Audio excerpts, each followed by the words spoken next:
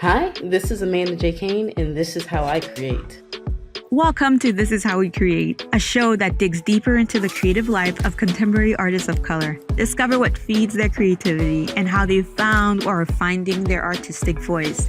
Through these intimate and candid conversations, you'll gain insights into the lives of creative professionals of color that are hard to find anywhere else. Welcome to This Is How We Create. My name is Martine Severin, your host. Today in the guest chair, we have Amanda J. Cain. Amanda is currently the team photographer for the Detroit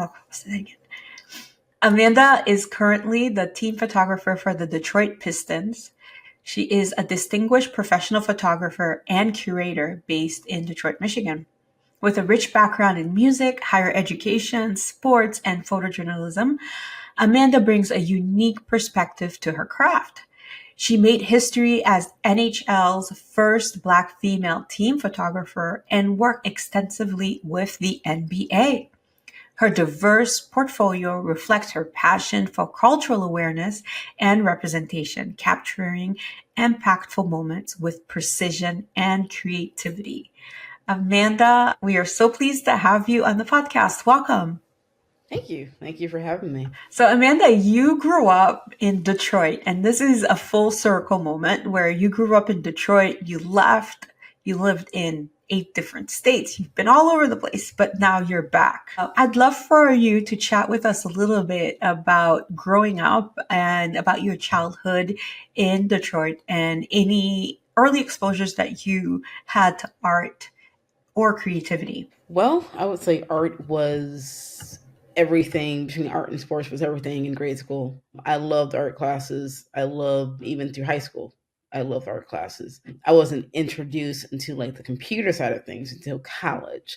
But definitely growing up in the Midwest during the winter times, I would go and do bowling leagues, which is very interesting because like everything that I've done, even as a child and even now, it reminds me of, I guess, where I want to go style wise, because I feel like your past has a lot to do with the kind of art you can make, whether that's a photograph, whether that is curating a gallery, or whether that is, doing a public speaking assignment. All those little intricate details of your childhood really, they do make a difference.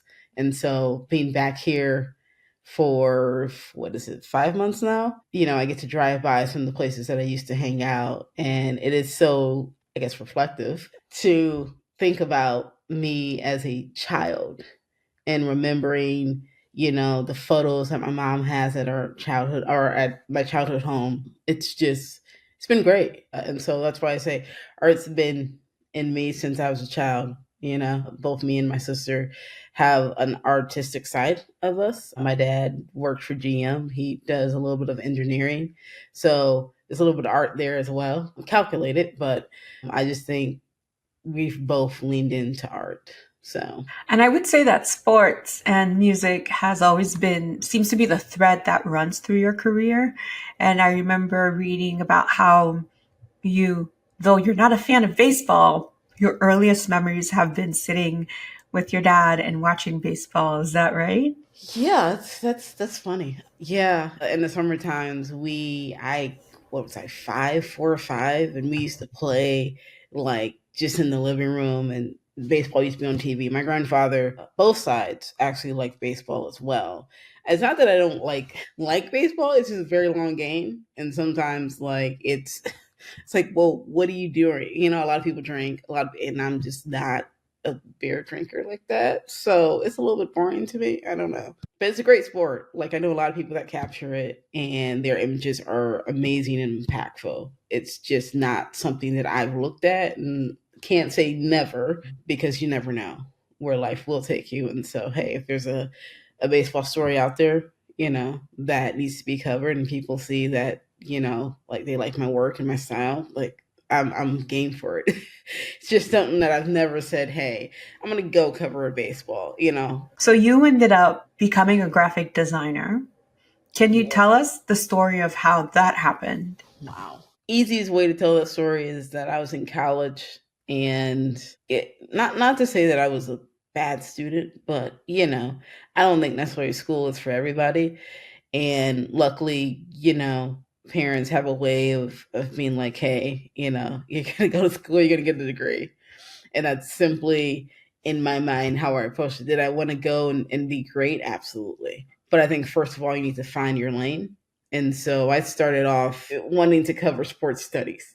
Little did I know what that was. I think there was a little bit of statistics, there was communications, and at that time, me writing anything or me doing math at it, it just wasn't, I didn't feel that sense of, hey, this is the environment. So that led to teaching. And I tell the story quite often. Teaching was, the introductory stuff was great. I went back to my old grade school and did kind of the shadowing experience. And then actually got started in one of the teaching cohorts. And so at that point, it was like, dude, these kids aren't going to listen to me. Like, who am I have no clue what I'm doing in this right now. Like, could I potentially see myself going to school for 5 more years to get a teaching degree? And will I ever use it? That was that whole process. And then art came about. I was like, yeah, I don't, my parent, my dad being like, okay, can you sustain a career in art? Which at that point in time was just, you didn't know. I know people that had art degrees but wasn't working in art. So I was skeptical. But graphic design, which is basically computerized version of the 2D design that I loved to do in high school. So that's kind of why that I kind of picked graphic design. It took a minute to get into the program. I would say the program that they have now currently started with our year, essentially. So they were transitioning graphic design into this major program at Central Michigan University. And so we were one of the first classes in. It was an interesting time for me because I decorated a page, which, you just don't decorate a page in design. There's a lot more hierarchy, there's a lot more typography. There are ways to break up, slice things, and not decorate. But that was the mindset at the time. And so in that major, I took photography classes.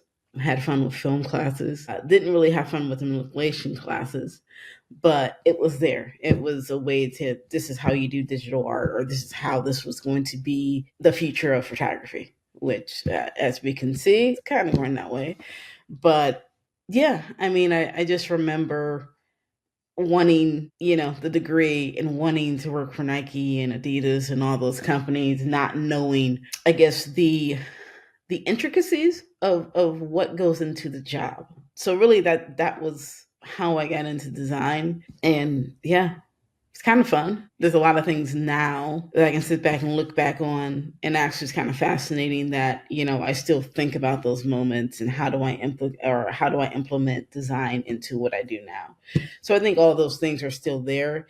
It's just photography reigns supreme at the end of the day. So This is a really nice segue because my next question for you is about how design influences your photography to this date, particularly since you're well known for finding really interesting angles and for seeing things in a way that most people haven't seen things before, particularly in telling stories. What's your process for finding something that's really interesting? I don't necessarily think I have a process. I think it's strictly, as I like to tell my boss, and he's like, okay. Like, I just go out and I try to do the job as best as I can. And I think as long as you're in the moment of it, like you're seamlessly going to see a pregame, you're trying to stay out of the player's way. You're trying to get the lights are all kind of like shadowing, So there are things I look for, but I try to stay in my lane, and whatever I can get from my lane is unique to me. Maybe someone might have a similar shot, but it's not exactly the shot that I have. So again, process, I just try to do the job. And luckily I've been around enough times to realize, when something feels like, oh, okay, I have time to do this, then I can usually explore. But in the job, in the game, you kind of have to stay within these parameters of, okay, you can't do this, you can't do that. So it's just trying to maneuver your way. And that's usually how I create mess. It is just, if someone's in my way, or yeah, I have some time, get videographers that come like, oh, I'm sorry. I'm like, no, you're good. I just have to work around you. You know what I mean? I'm always trying to like work around people, because in real life that's always kind of the case. Is you're not exactly able to do everything that you want to do. You are always having to work and maneuver yourself around people. It's really hard to explain how you do what you do, isn't it? Yeah. It really is. It's kind of like saying, so tell me what color is air? Like how do you describe it? I just can't. I just breathe the thing. It's true. You could try to break it down, but Yeah, I you mean, can't. there is a routine as far as when I'm on the road and like unpacking versus after a game you're on the road and you have your camera equipment, you've got to charge batteries and all that stuff. Yes, there's a routine to that. But as far as capturing images, it's not really a routine. It's just, what you're allowed to do, where people are spaced. You go about your business. Do I wish it was a little bit more detailed, or I could choose where I want it to be? Absolutely. But in sports, it's a very hard thing to do. So you mentioned that in school you did a little bit of photography, you did a few photography classes, then you started working in the field of graphic design and you became utterly bored from what I remember.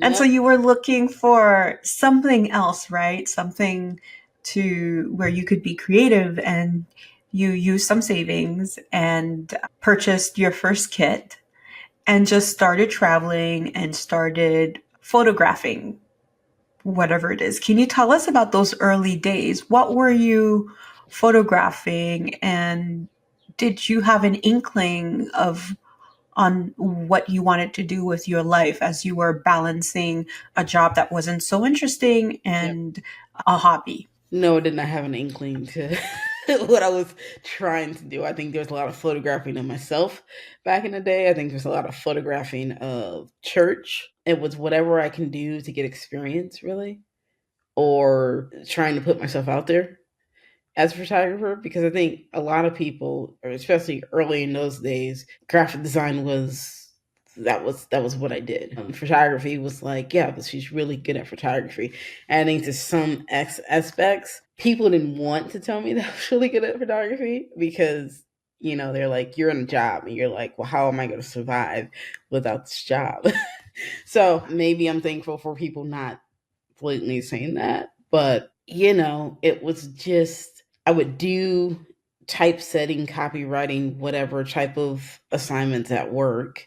And then in the moments, I would talk to my coworkers and they would give me suggestions. And I was still doing graphic design while I was trying to figure out photography. I would do stuff, like random, what do you call them, competitions, back in the day, where you're designing for a random artist. Like I would go home from the job and I would work on the design.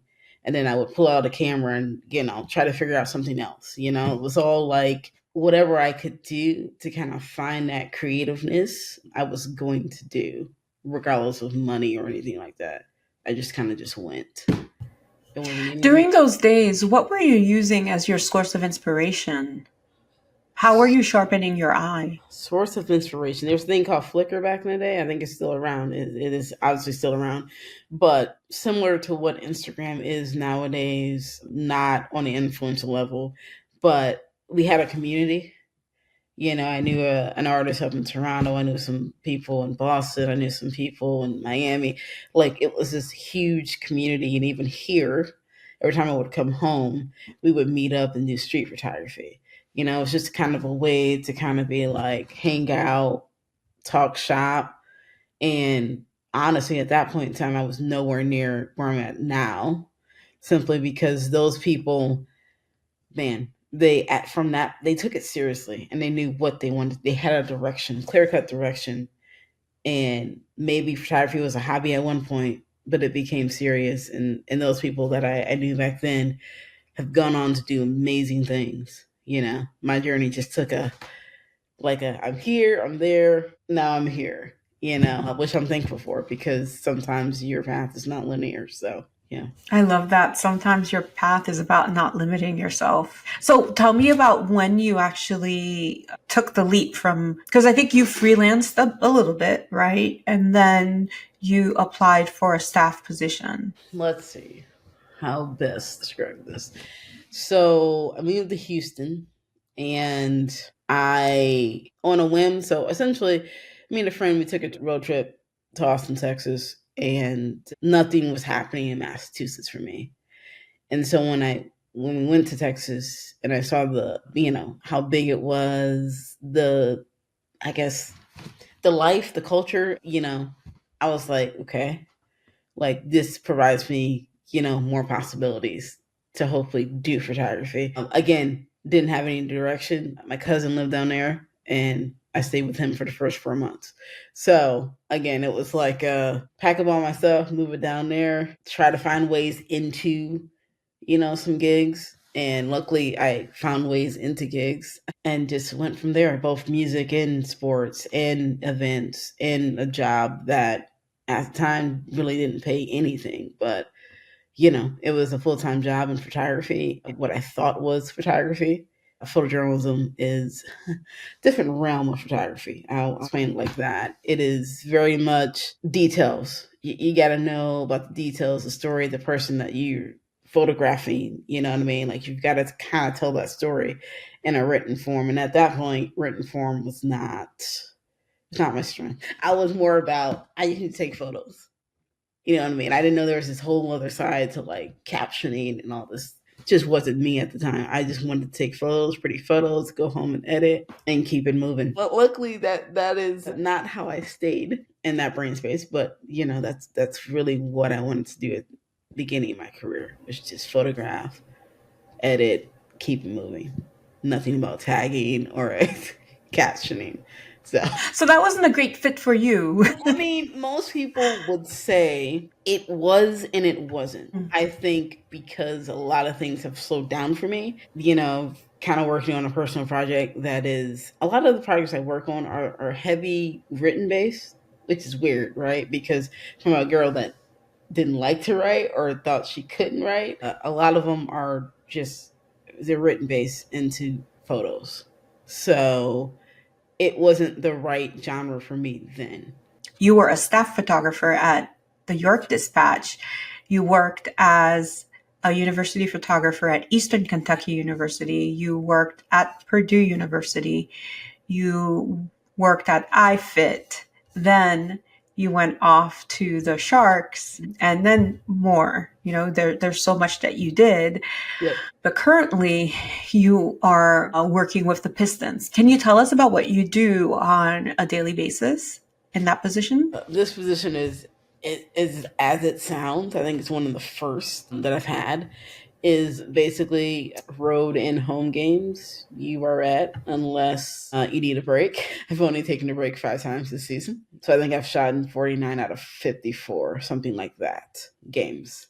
So it's a lot more intensive in the fact that you're truly covering the team. There are some other assignments via like events and in-house, but usually if I'm on a road, someone else, another producer, will cover that. It's really covering the team, showing, I mean, in my opinion, having to show the team in a good light, even though it has not been a great season, has been challenging. But, it's the first season. There are a lot of things that I would like to do with the position because I think a lot of organizations in particular don't know how to actively treat or understand what a photo department does. There are times where I think a lot of organizations we have a production team and you have X amount of producers and one photographer. I feel like one photographer is definitely not enough. And so that is kind of always been my thing, is to change that mindset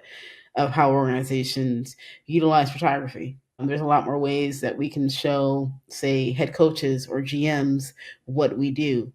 At the end of the season, my goal is to hopefully come out with a booklet of, my best images from the season that hopefully, not just I can be proud of, but, the organization can be proud of.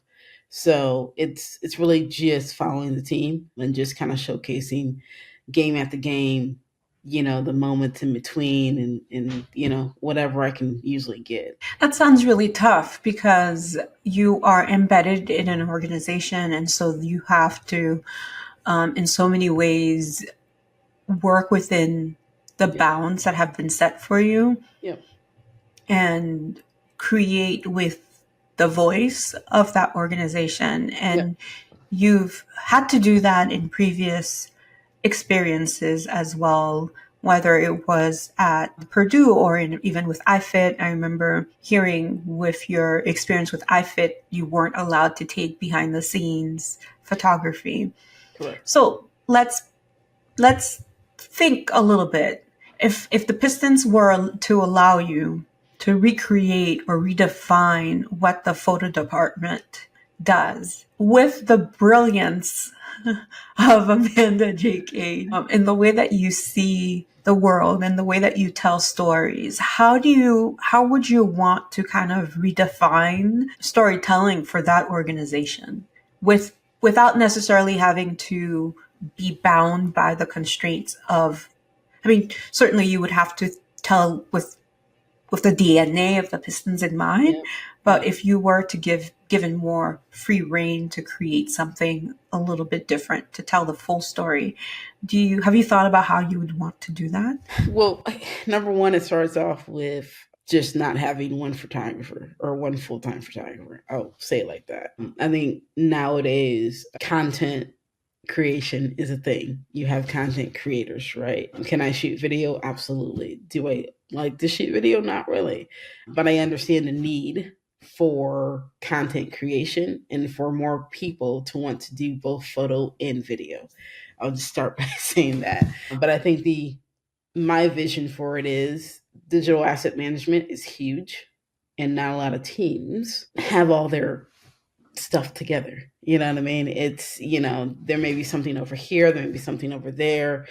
And so by having a team, by having a photo editor, you know what I mean? It looks a little bit more cleaner. Your images can then be edited by that person, you know, that opens up another position in my mind, bigger grand scheme of things. And then also, just being, I guess, more of an off days type thing. I think I did it with the Sharks. Just developing those kind of projects that really show the team off the court instead of just showing on the court, right? Everybody has their rules, and that's fine. But I think even when you're not a great team, those stories of those players still need to be told, and so I guess, trusting people to be able to come into the fold and to tell those stories is probably what year one is about for me, right? I'm new, even though I've been around the block, but I'm still getting that feel of, okay, well, maybe this can be done. And I've shared a couple things, and most people are like, yeah, that'd be a really great idea. But again, we're not in those conversations with, say, higher ups. The same with the Sharks, you know what I mean? So that people really know what your ideals are. And so I guess that's the next role or the next career or somewhere down the line, is being able to be that voice at that table, not just having a production director be at that table. You know what I mean? It's like, well, what about the photographer who actually has the ideal, who's actually concepted everything? Why can't they have a voice at that table? So That's such a great point because I think people underestimate what photographers actually do. We're visual storytellers, and so yeah, you're telling visual stories, and there are lots of different ways that we do that, and it's not just by pressing and figuring out how to frame a scene. right. Yeah. Even though it's right, like if most of our jobs were just that, we'll all be happy. But it's about getting images to social media. Like there's just a lot of different things that you have to do throughout a game that take up most of that time. So, we're gonna change the conversation a little bit and talk about mentorship. Yeah. Can you tell me the things that you may have learned from your mentors? I think my mentors STEM. All of them not in photography. I think that word, it kind of came up, started in church, obviously, and so I think for me, having those mentors when I was younger versus becoming or mentor or slash manager, you really have to look out for other people and not just yourself. That's the hardest thing, I feel like.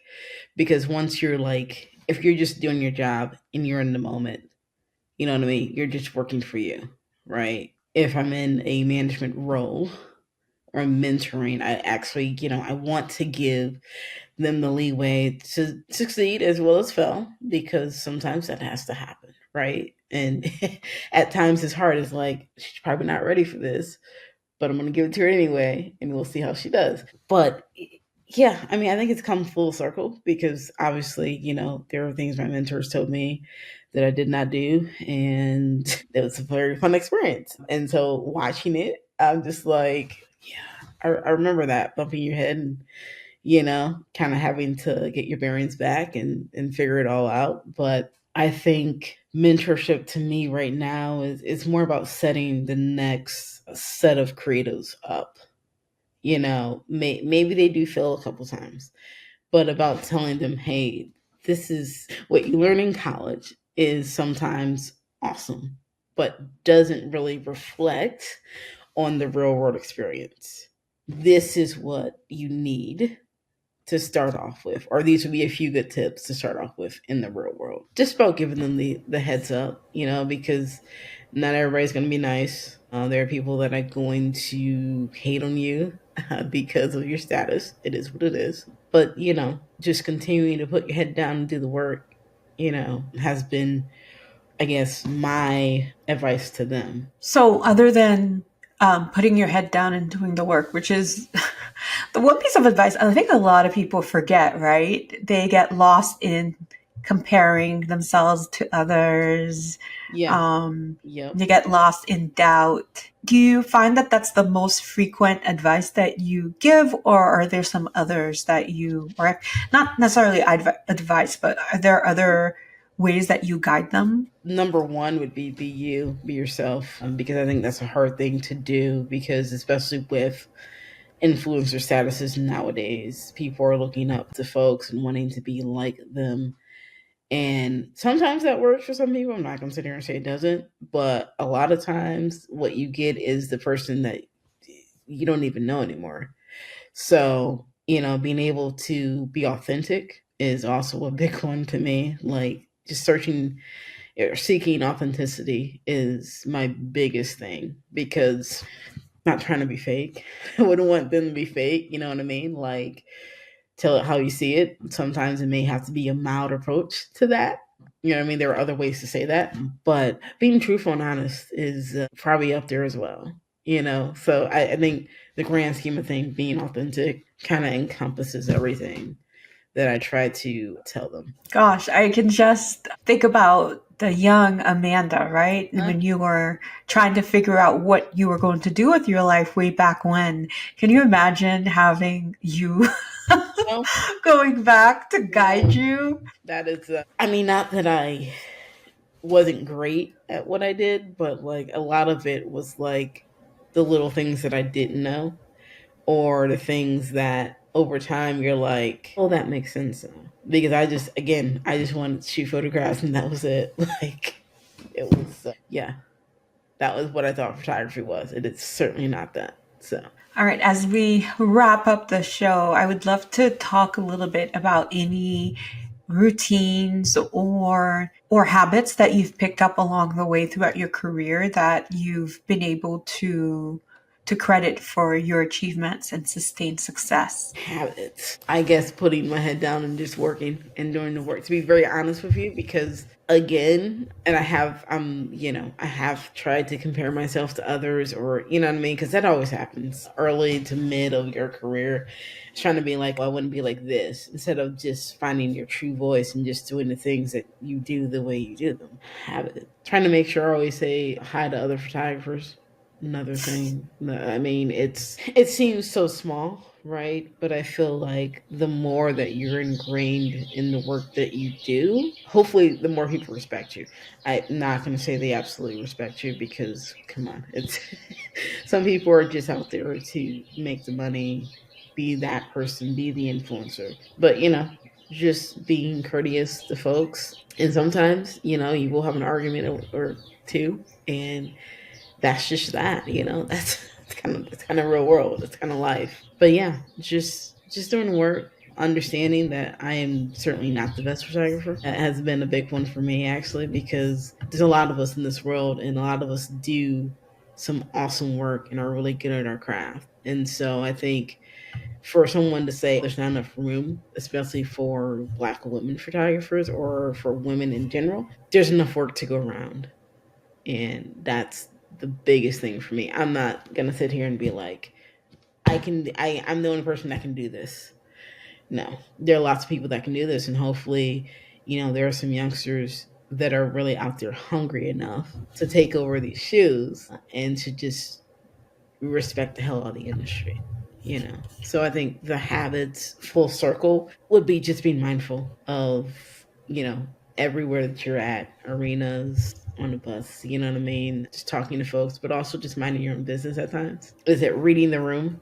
You know, if you're in a locker room or around certain people, very big one. You know, if you don't read the room, you're like, okay, I feel out of place here. What the heck? It's very key. So I would say their habits. They're also another side of the mentorship as well, is understanding where all this comes into play.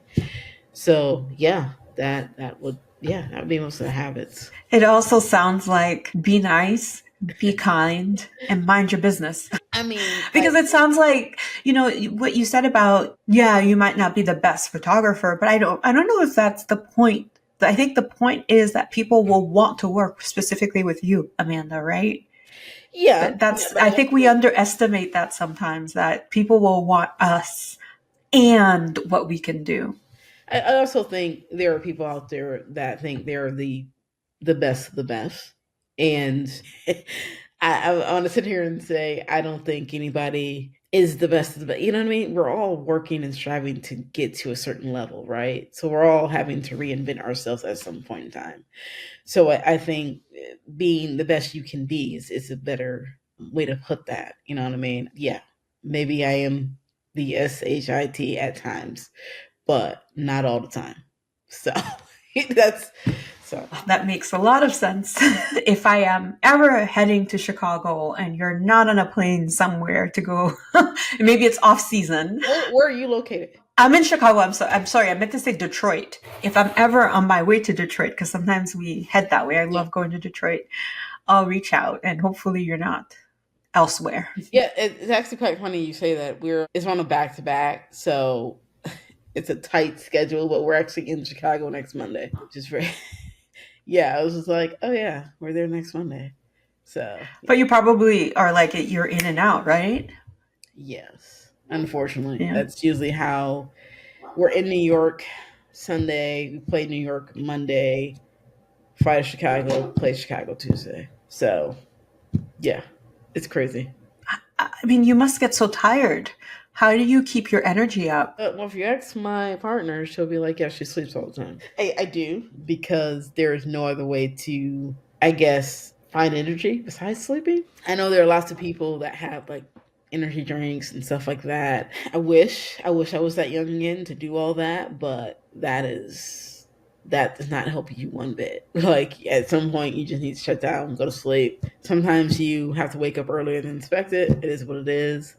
But it's repetition at this point, you know, rinse, repeat. And sometimes going to sleep at 4 a.m. gets old, but it is what it is. You know, the work has to be done. And I have to be to a point to where I'm like, there are some people that will work or take photos, get done, go home, go to sleep, or go home, do whatever they're going to do, and then figure it out the next morning. I'm someone that has to go through my work the night of, because then that adds stuff that when I wake up, say if I wanted to like go out to a museum or just walk New York City, you know what I mean? There are those times that I want to do that and not just wake up and do work. So planning accordingly and I'm just grinding through. That's how I get through all that. We were just on a 5-game West Coast road trip with 2 off days in the middle of all that. And that sucked. I wish there wasn't two off days because you kind of get used to like not being ready for a game. You know what I mean? And you gotta be ready for a game. And it's like, oh, okay, I gotta do X, Y, and Z.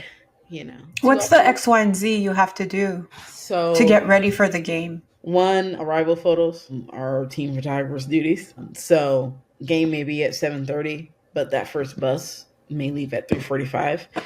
You have to be prepared. All your suitcase, like say if you're leaving the city, you have to be down early enough to check out, put your suitcase on the truck, and then you're doing arrivals for the next 2 hours. You get to the arena, you set your stuff down, you're going through arrivals, calling, you're sitting to social, as well as a platform called Greenfly. From there, maybe you have time to eat dinner. Maybe you know people in the city. You go, you say hi. They sometimes have shoot around.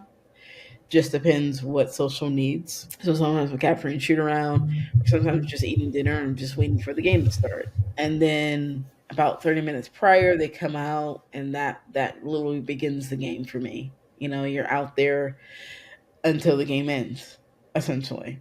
Whether you have a court spot or whether you're in the concourse or in the media side, it really depends on what we decide on that night. Me and a producer would kind of rotate.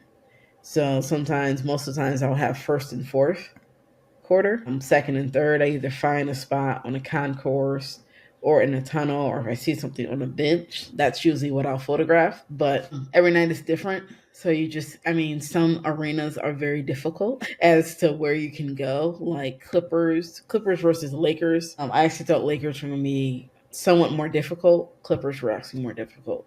Be very honest. Like you have a freelancer section where photographers sit, like it is one section that you can't roam the concourse. Yeah, some arenas are just like cool. Well, here's another question. Yep. How did you get up to speed with, because you were with the Sparks and the NHL and I mean, hockey and basketball are different. Yep. So how did you get up to speed and who helped you get up to speed for working with the Pistons? So they're very different. The biggest difference between the two is that you have a glass in front of you for hockey, and then you just have a court for basketball.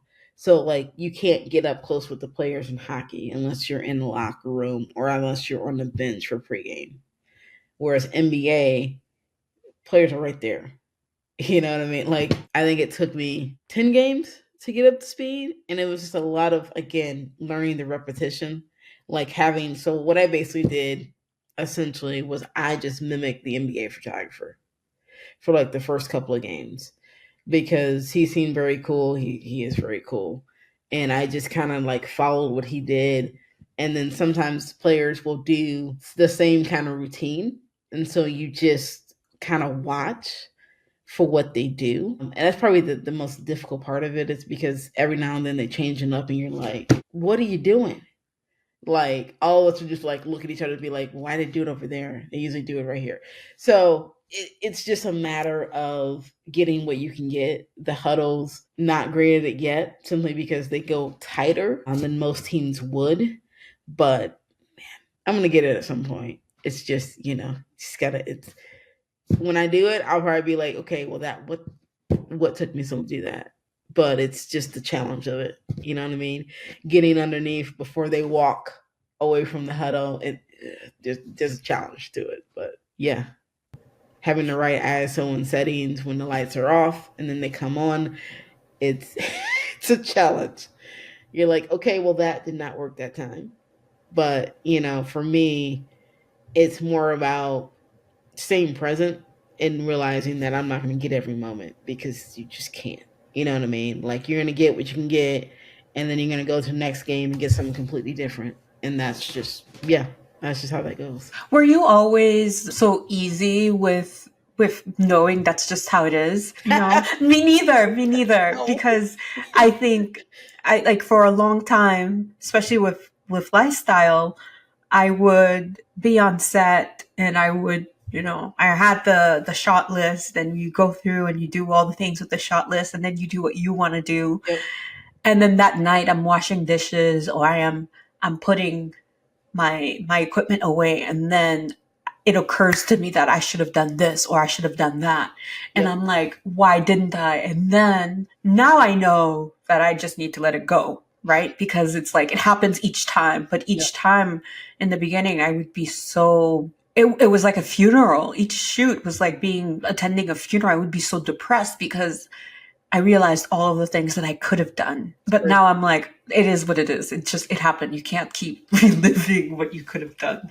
I mean, the one thing I've tried to do here most recently is I actually bought a pair of strobes. I haven't owned a pair of strobes in about 6 years, but I was tired of being like, because I do use my own equipment because everything I have synced up, especially for like FTP, like for getting images to social so quickly, can all be done through my cameras. Sony, Pistons use Canon, nothing against Canon. I used them for the first 11 years of my career. Sony's just up there in technology and it's been easy, actually. So, Well, I do Sony. I'm an alpha female, so I'm good. oh, I are know what you're you? talking about. Yeah. Okay. Wow. That's crazy. I thought you were like Nikon or Canon, so I was like, No, no. I first started out my career with a Nikon, and then I switched to Sony because I like the Sony color. No, Nikon, Canon, and then now I'm shooting Sony, and I've been shooting Sony for the last 4 years, oh, 5 years.